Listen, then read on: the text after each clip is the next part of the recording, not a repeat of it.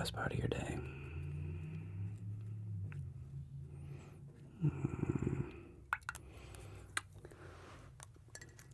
That's nice. You want a sip of tea? Yeah, you can have a sip of tea. I don't mind. No, it's not too hot. No. So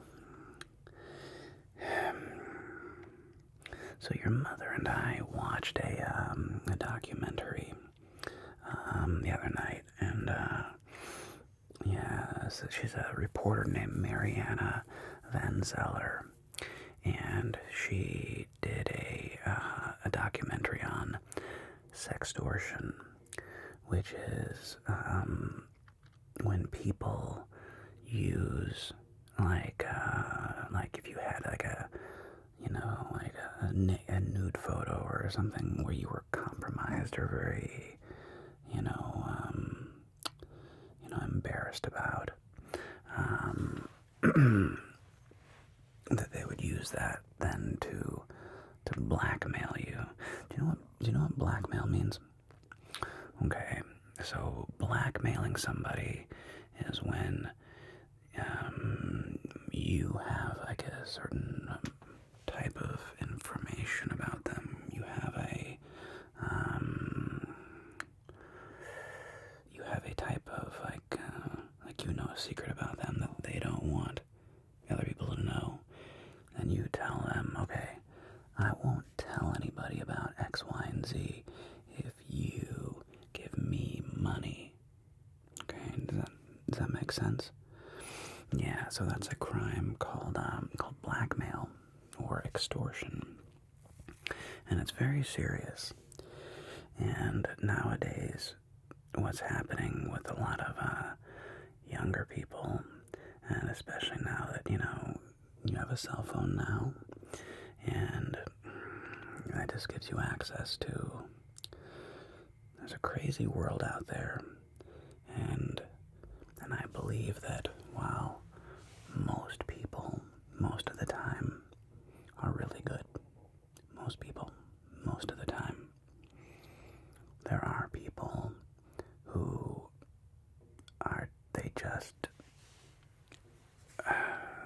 they have, let's just say, loose morals, okay? And so in this documentary we watched, there's this one young man, and here's how sextortion happens. Let's say you get a DM on, Instagram or something, or TikTok or whatever. You get a DM, and this person is pretending to be,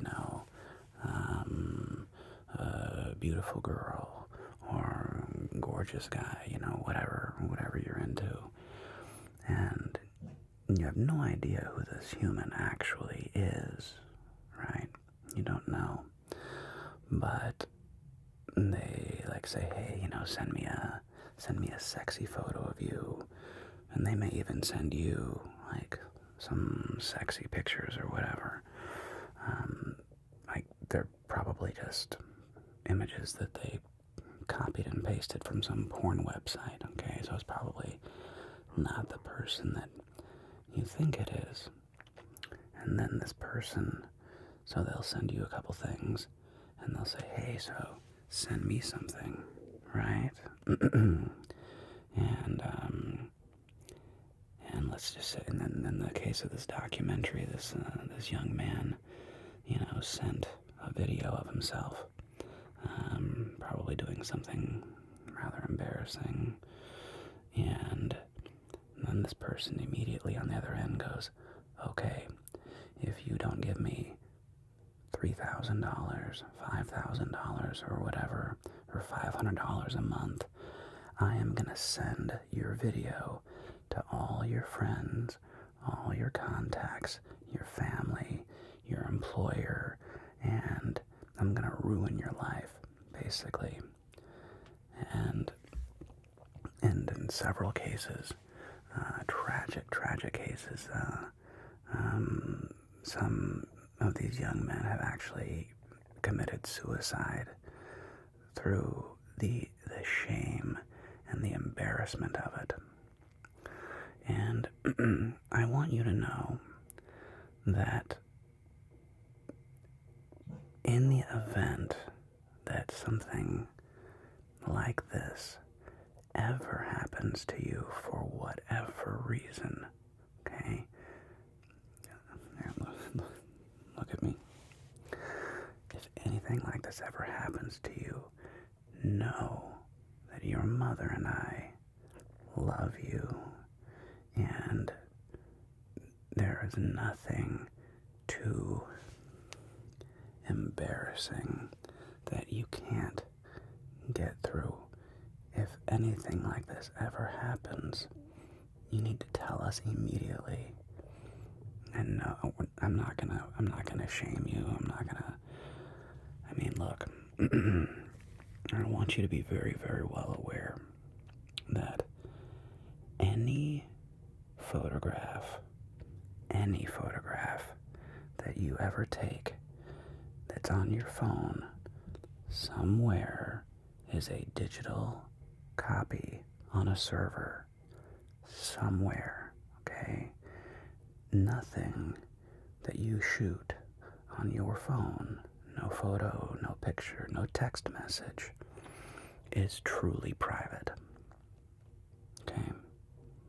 And I need you to know that there is nothing, if it's on your phone and your phone is connected to cellular, the internet, okay, that image, that video lives somewhere on some server somewhere forever, and you'll never get rid of it, okay? And to be extremely careful with any images that you send to anyone. Know that it could potentially be leaked. Okay? Even something like, I'm sure you've heard of Signal, and Signal is known as a very encrypted texting service, okay? At least it's supposed to be. However, even Signal can be hacked, okay? Even Signal can be hacked. So, I'm sorry if I'm making you uncomfortable, but it's just such an important subject, because the thing about embarrassment is that no matter how brutal and how painfully embarrassing something may feel, I promise you, Scout's honor, okay, you will get over it. I mean, think about, like, the celebrity sex tapes that have been released, you know? I mean, think about, you're a little too young for this, but there was, back when I was a kid, do you remember the president, Bill Clinton? Not really, fair enough. Well, he was our president in, like, in the 90s, okay? And there was this famous scandal with a young White House intern, and her name was Monica Lewinsky. And this poor girl, she was like 21. I mean, she was just a kid. And she ends up giving a BJ to the president. And this information became worldwide, okay?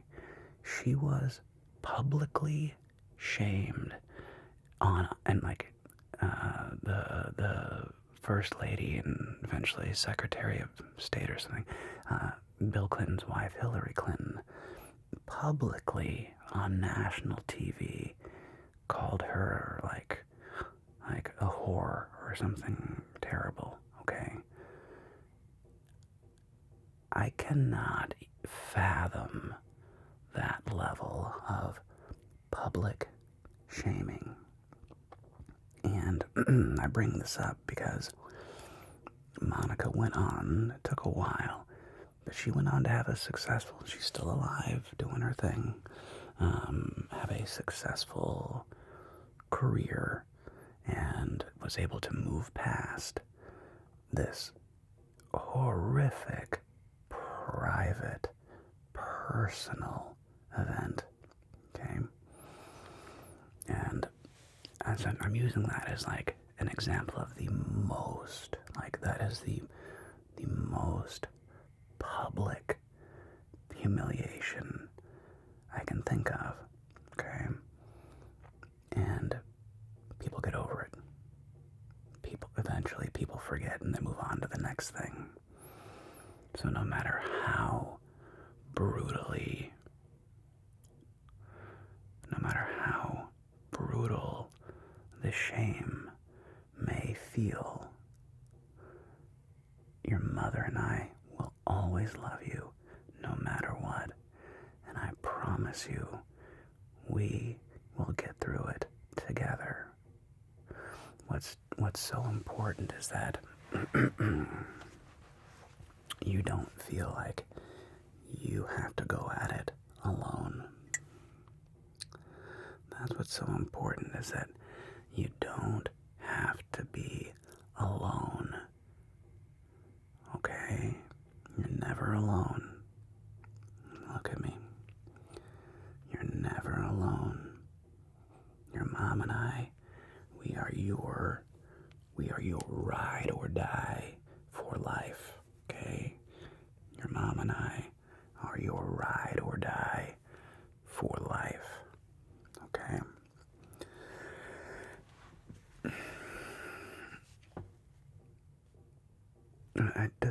Does that land? It's kind of embarrassing to talk about. Yeah, it's a weird talk. It's something that when I was a kid, this actually wasn't even a thing, if you can believe that. Yeah, when I didn't have a cell phone until I was like 17.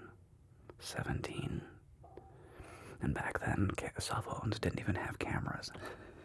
You could just make calls and send texts and maybe play like Snake on your phone. Like that was it. Our phones were very basic. I didn't have social media until I was like 20 or 21 years old. And real cameras didn't start showing up on phones until the mid-2000s, like 2006, 2007. And the internet was so slow that, if you uploaded a photo on a website and you clicked on a picture, it would come in like bit by bit. So let's say, imagine that my face is a photograph, okay? And you clicked on my picture. It would go like this. You would first see my hair, and then you'd see my eyes, and like this is literally how fast it was. And you see my nose, and my mouth, and my chin, and it was just this, right? And that's how it was. Nowadays, you can instantly upload and send a 4K video that is a minute long to your friends, right? Or upload it to Instagram in a few seconds. And what I want you, and hopefully please tell this to your friends too, that nothing that you text each other back and forth is fundamentally private. Nothing. Okay? There was a famous somebody hacked a bunch of these celebrity iPhones. This is back in like 2010, 2014, I forget. But somebody hacked the iPhone servers, and they published all these nude photographs that these celebrities had taken. These are private photographs, not meant for public viewing. And they published them on the internet. And I'm telling you,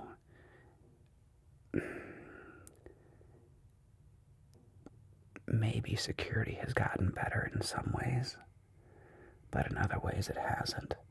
And if you send something to somebody, how well do you know them? How well do you trust them? You know, can you really rely on somebody to not share your very personal and sensitive data? And I hope so. But we just have to, in the back of your mind, remember that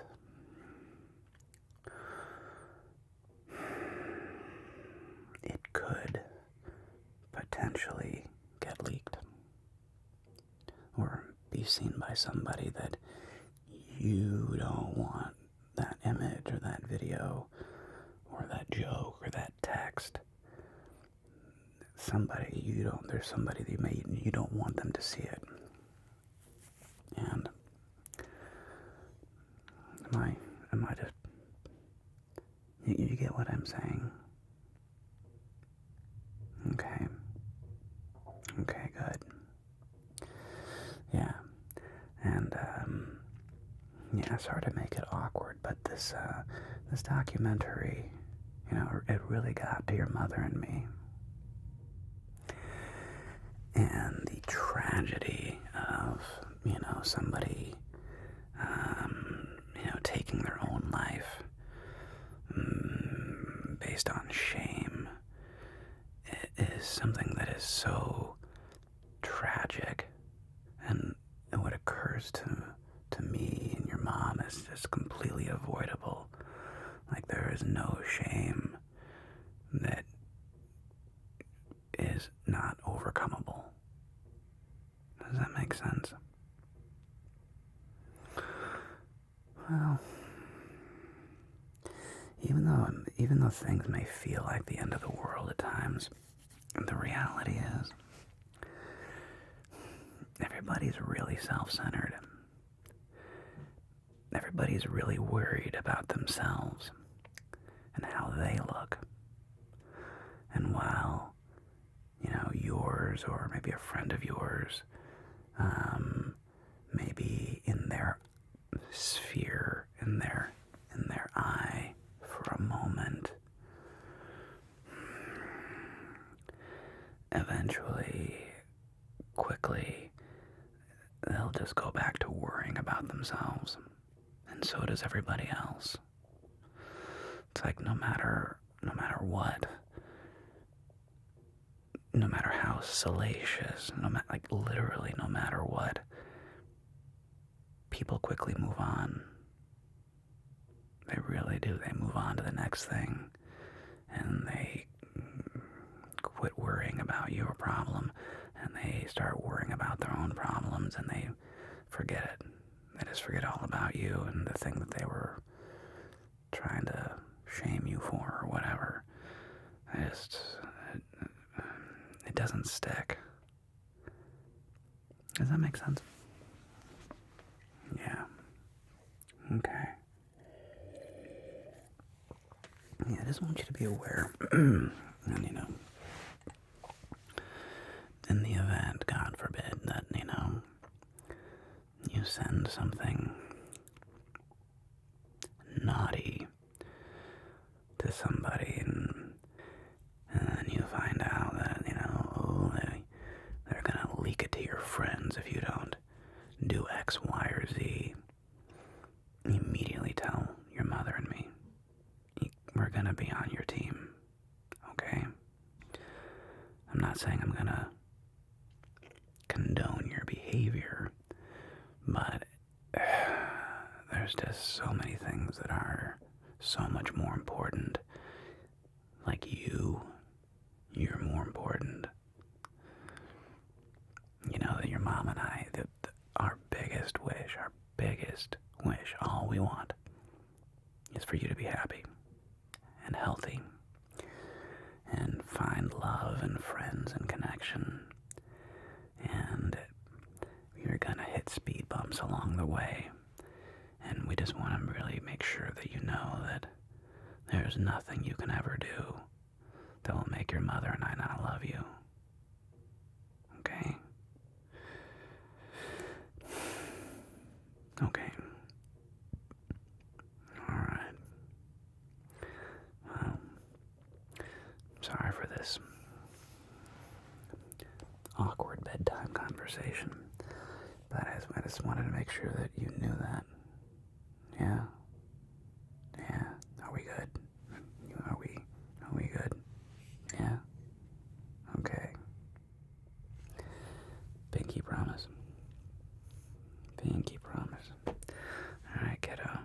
Well, you have a good night, okay? I love you very much. Can I get a hug? Alright. I love you, and we'll see you in the morning, okay?